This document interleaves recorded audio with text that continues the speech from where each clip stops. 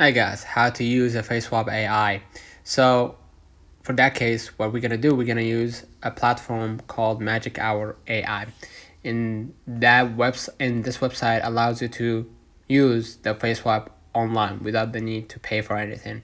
You're gonna see right here the Magic Hour AI, and under you're gonna see the face swap. Click on it, and then what you're gonna do, basically you can use a photo face swap or video face swap. In my case, I'm gonna use photo face swap, and then I'm gonna upload my image.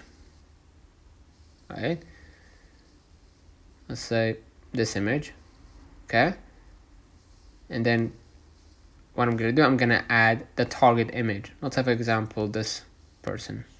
Right, so now what I'm gonna do, I'm gonna hit swap faces, and now simply just sit back and watch while Magic Hour AI swap your image with the selected photo. Okay, so basically after you finish face swapping, you're gonna be able to see the final results. So let me know in the comments if this video helped you. Do not forget to like and subscribe, turn on the notification bell to receive every video we upload. Thank you for watching. We will definitely see you in the next one.